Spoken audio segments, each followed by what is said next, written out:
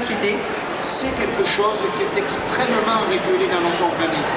Ça a une mémoire, l'estomac, malheureusement, et ça garde l'empreinte de ce qu'il y avait avant. Donc il faut surtout essayer de lui faire oublier cette mémoire-là.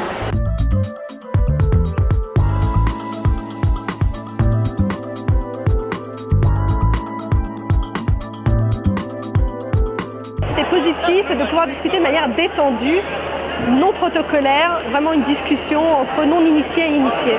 Voir comment ils les traitent, de voir comment ils prennent leurs sources, de voir leur passion pour développer. La communication, la mise en commun du travail.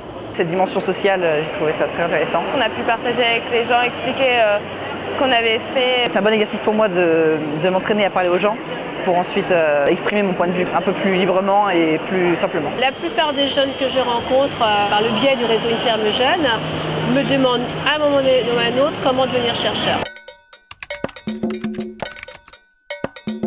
Bonjour, nous sommes ici sur le stand de la MGEN pour un café santé INSERM Jeunes.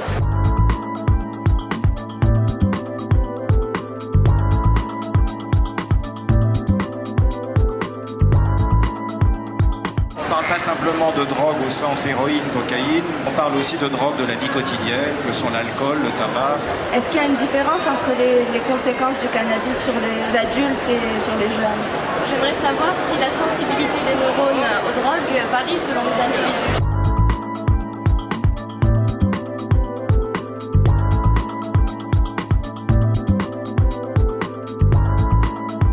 Les jeunes ont pu poser des questions, c'est un petit peu ce qu'on veut faire avec les jeunes dans le réseau INSERM Jeunes.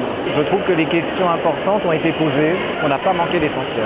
On avait vraiment des experts très intéressants qui nous ont appris beaucoup de choses. Ça m'a permis de m'ouvrir un peu plus. C'est un très bel exemple d'enrichissement social, de mélange. On a vu la Tunisie, nous on vient d'Hollande, et puis c'est bien de voir différents points de vue, débattre sur un thème. J'ai envie que la science soit disponible à tout le monde, quel que soit son cursus, qu'on soit en CAP, en BEP, en fac souhaitant devenir médecin, peu importe. La culture scientifique doit avoir sa place dans la société.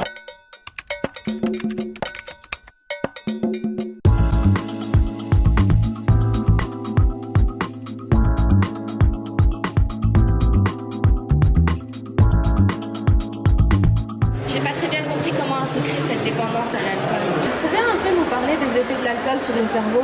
Une fois qu'on aura compris ça, on aura beaucoup avancé.